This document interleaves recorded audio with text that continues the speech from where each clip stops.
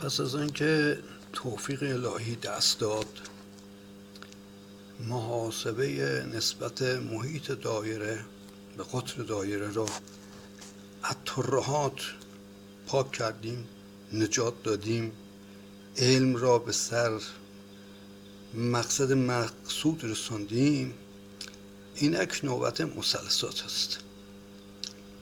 تمام مستطیل ها در دایره محاط می شوند. تمام مستطیل ها در دایره محاط می شوند و نصف مستطیل مثلث قائم مساوی است. پس تمام مستطیل ها همش در دایره محاط می شود و نصفش هم مثلث قائم مساوی است. ما مثلثات را باید نامش رو تغییر دهیم و به مستطیل شناسی بدل کنیم. اینکه ما اگر بتوانیم برای این مستطیل عرض و طولش را محاسبه کنیم، مستطیل را شناخته ایم. تمام مستطیل ها بلا استثنا در دایره محاط می شوند و نصف اون مستطیل ها هم مثلث قائم مزاویه است که اون هم در نصف دایره محاط می شود، همطور که اینجا به راحتی می بینید. خیلی روشن. ما می بایستی ذیل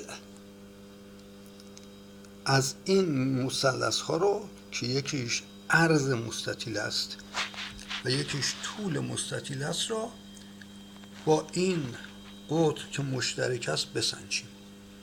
پس مثلثات دیگه اونطور که سینوس آ کوسینوس بتا تتا رتا قتا بتا اینجوری میگن دیگه این صورت نخواهد بود. اونا همه باطل بود، اونا همه ترهات بود. ما فقط میبایستی این عرض مستطیل رو با قطر بسنجیم و این طول مستطیل رو هم با قطر بسنجیم. همین، به همین سادگی.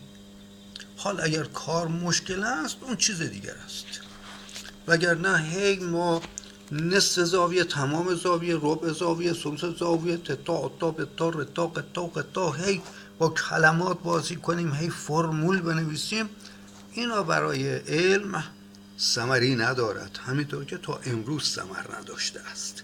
پس از امروز یک خانه تکانی در مثلثات میکنیم، مثلثات رو تبدیل میکنیم به مستطیل شناسی و میبینیم که چقدر ما رو به سرچشمه و سرمنزل مقصود که همان اطلاعات علمی است میرساند. این پدیده آغاز شده است. بر اساس آن مطالبی نوشتم که به صورت کتاب خواهد آمد و یا به صورت پراکنده. پس از امروز مثلثات مرخص است، دیگه علم محسوب نمی شود، منسوخ شد مثلثات. در ازای آن مستطیل شناسی به وجود آمد. پس تمام کوشش ها و فعالیت های خود را متوجه مستطیل شناسی میکنیم. مثلثات دیگر مرد، منسوخ شد، به زباله‌نان علم پیوست.